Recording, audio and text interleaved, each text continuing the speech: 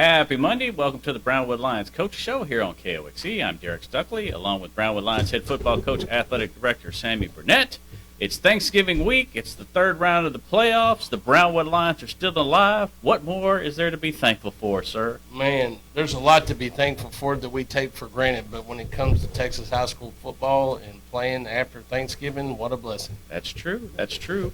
Well, let's start with Friday night. Recap the 37-10 win over Canyon Randall. Of course, the Lions were down 10-6 there in the second quarter. They scored the last 31 points. Cleaned some things up at halftime, and it was another solid performance. Yeah, other than that we get a couple of offside penalties, false start penalties, the first two drives, we go down and kick a field goal on the first drive when we could have scored. Penalties got us. We get an interception on their first play, and then march down again. Should have scored a touchdown. Had to kick a field goal because of another penalty. Just procedure penalties, that's got to be fixed. We don't teach them to do that. It's just that comes with nerves and everything. But we got to just talk to about it and focus about it this week. There was another drive in the second half that had several penalties involved. Regardless of what I think about the calls, they happened. So we got to talk to our kids about why they happened and fix that. That just gave y'all an opportunity to score 3 touchdowns in the same drive. That's right. Just gave us a little bit more game practice. But I was met by a gentleman at Walmart, and he asked me to get that fixed, so I'll try to get that fixed. But like I said, that's all I'm going to say about it. There were some opportunities that, we got a couple penalties. We got a couple of penalties because we were talking. They were calling us some names, and instead of just biting our tongue and walking away and not letting it impact us, we got emotional, and we shared some words with them and wound up getting us penalized, which we can't do in the future to win. So there's some great lessons to be learned right there. That was my focus today. But, as I'm walking the sidelines and thinking we ought to be 14-0, I was thankful that we were 6-0, because anytime you get points, that's important. Junior Martinez had 3 field goals, which were huge for us. They were getting us on third down with bootleg play. We were simply just man turning instead of zone turning, so we couldn't pick up the guy out of the backfield. That's something that was easy to fix, that we got fixed in the second half, and also adjusted how we were going to cover certain formations in the second half, which helped us out tremendously. Offensively, we got rolling. Once we got rolling, we're hard to stop. We ran the ball extremely well. Jalen Brown had a good night. I told him after the game, probably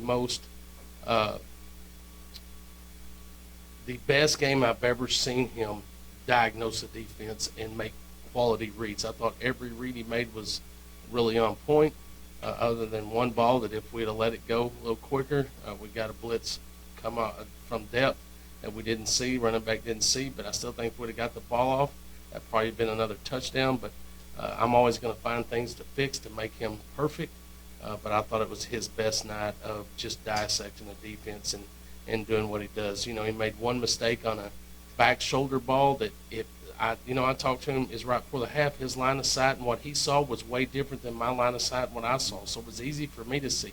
If it had been set in my seat, he'd have thrown the fade and it'd have been a touchdown. If I was sitting in his seat, I may have been hollering at him, throw the back shoulder. So it's something we talked about at halftime, him and I, and how to respond from that, and how to fix that. And that guy's a competitor, man. Don't think it didn't bother him that he didn't score a touchdown instead of throwing an interception. I mean, it bothered me bad. So we talked and moved forward from that point on, and came out the second half, and it was dynamic. Offensive line did really well. There's some things, of course, that you can grow on, and it's nice to say that you can grow on offense or defense or special teams, because it means you're not tapped out. You continue to every day get better for a better tomorrow. We have still a little bit more potential that we can reach, and that's exciting. So because they don't get any easier, the teams, from this point on that make the mistakes are the ones that are going to be checked out and be done for the year. And you got to be perfect in everything that you do, and that's what we're working towards. Yeah. Of course, solid game offensively. Defense did a good job holding their quarterback and running back in the running game, which forced them to pass, and then you get 3 interceptions. Yeah, I thought their offensive line was good. I knew their running back and quarterback were really good, but, man, did we stymie them on defense. Their run game was almost nil and void.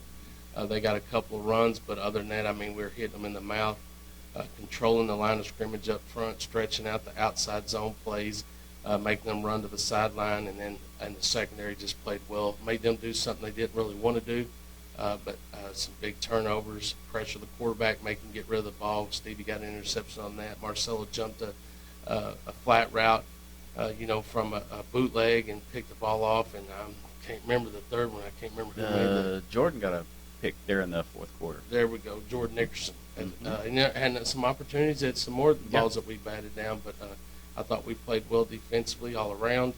And, just defense wins championships, and we know that. So, but I really thought our D-line and our linebacker, Sam Coleman, was back, and I probably thought that's the freshest I've seen him play. He was playing fast and physical. Our D-line, Quentin McCarty, Robert Trowbridge, Weston Wolf, Cole Miller, all played extremely well and just dominant. We're going to have to be that this week with the Springtown team that's very big up front, and they move very well. They're very athletic.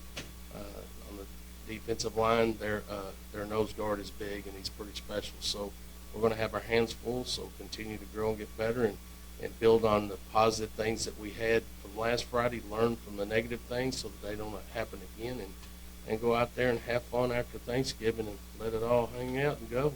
All right. Well, let's jump into Springtown a little bit. I guess the word has gotten out Thursday night their quarterback suffered an injury. He's going to be done for the season. You hate to see that, but Coach, just your thoughts on that situation. Yeah, Coach Hullett's a good guy. I've known him a long time. His son's been their quarterback for 3 years. He's a really good athlete, phenomenal kid. From what I understand, he's a leader in his class. Has a lot of leadership roles in the school, not just on the football field. It's a big blow anytime you lose a starter, but when you lose a quarterback that started for 3 years, that's big for them. They got to get over the psyche of not having him out there. But potentially they have 3 guys that can really play quarterback. 2 are brothers. One's a senior. The Mueller brothers, one's a senior. One's a sophomore. Really, really good. Number 2, their defensive end. Lefty played quarterback for them, so they have plenty of quarterbacks that can go out there and get the job done, and I know they've had plenty of reps. So I don't see them missing a beat. Springtown's a team that's going to line up multiple formations. They're going to motion a lot. They're going to try to get you out of whack so that they can be successful.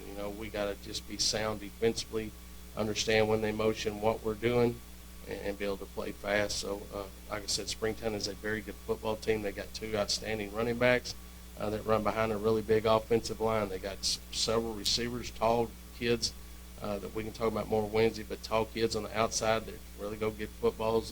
There's a reason they're still here. They're a very good football team.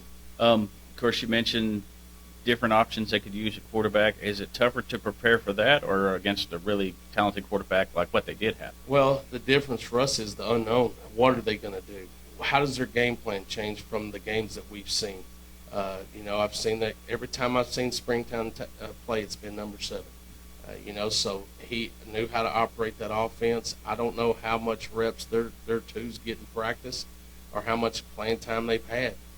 Apparently not a ton, but the bottom line is this. They've been in the system. They understand the system. They just need to go out and execute the system. But for us, the unknown is, are they going to change what they do, their meat, for the quarterback that they have? So that's what we'll have to figure out quickly. We're going to be prepared for everything that we've seen. And then what we haven't seen, we'll adjust to as quickly as possible, put our kids in a position to be successful. Of course, Thanksgiving week, no school this week. Just kind of talk about how preparation goes getting ready for a Friday night game. Yeah, we don't miss a day. Monday, today is our walkthrough day, and then we go do offense, defense, special teams, which we did a good job of. Tomorrow we'll start at 9. Tuesday and Wednesday will be at 9 o'clock in the morning. We'll try to get those kids out by the middle of the day so that they can enjoy their break as well. Probably I'll talk to the Mothers Club because I know they like to do a little meet and greet or whatever you want to call it for the community and the kids, and serve them some donuts and things after Thursday's walkthrough. But probably do that at Brownwood Stadium at 8 o'clock on Thursday so we can get our work done, but yet get our kids home so they can be with family and enjoy the Thanksgiving holiday. And coaches can get home as well, but we'll practice every day at Brownwood Stadium and be on the turf and have the alignment game situation type setting for them. It's a lot different than just being on the grass outside the school, so we'll do that all week. But hopefully we'll continue to have 2 more really solid days of practice and a good kick the field on Thursday, and load up and head to Crowley and be ready to play on Friday. Yeah, 7 o'clock Friday in Crowley. Ticket sales, how does that work this week? Those will be online, brownwoodisd.org /athletics. There's a link to purchase your tickets. They're $10 for adults, $5 for students. If you choose not to get those pre-sale, if you buy them at the game, they're going to be $10 a ticket. So I would go ahead and get those on. I'd go ahead and get those early if you can, save a little bit of money. But if you can't and you got to get them at the game, they're $10. You know, prices go up in the playoffs because the cost of facilities go up, and we got to cover our costs the best we can. I encourage everybody to load the stands. We didn't have as many as I expected at Midland, but we got to go to Crowley. I know it's a little bit farther drive, but when you have groups that aren't hosting, schools aren't hosting everybody between here and there, nobody's hosting, so you got to find schools that are hosting and see if you can't get on the schedule and be the first one on the list. And we've been working diligently with Crowley. We got there. Probably going to be a game in front of us, so we'll be the nightcap and that doubleheader on Friday. But man, we got to fill the bleachers. We're the home team.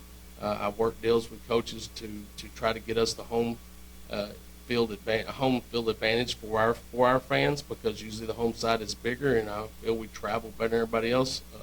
We need to get in the car, and we need to drive up there Friday and enjoy the end of your holiday and watch some Brownwood Lions football and pack the stands and make it feel like it's Gordonwood Stadium in Crowley.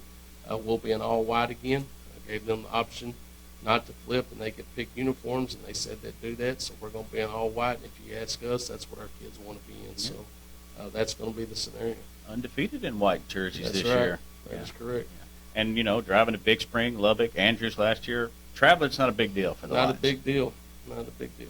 All right. We mentioned this a little Friday. Thanksgiving football. Mm-hmm. It's rare. It's always a sign that you've had a good season. Just your thoughts on getting to play Thanksgiving again. It was like I said Friday, man, what a blessing. I've been doing it for 30 years, and I've been blessed to be a part of some many, many, many good football teams, as you know, being at Brenham and back home, and blessed at the other places that I've been to play a lot of playoff football games. But in the 30 years, I've only played past Thanksgiving 7 times. And I want our kids to understand how blessed they are. They're starting to put a mark on their senior year in their class as identified as Brownwood Lions, the class of 2023, blah, blah, blah. They're starting to come in their own. No more do they have to worry about listening to what happened last year. This is last year. Last year's team's done. You're a new team. I've been telling them that, but now they've reached the mark that team has reached, and our goal this year is to get past that mark and continue playing into December. All right. Well, we'll talk a little more Springtown and playoff football on Wednesday. What else is going on in the sports world, Coach? Well, we had girls basketball today. Hadn't got any report from Heather yet on that, but our girls played it pretty, and our our freshman girls played it pretty. Our JV and varsity played it early, and our boys hosted Brady.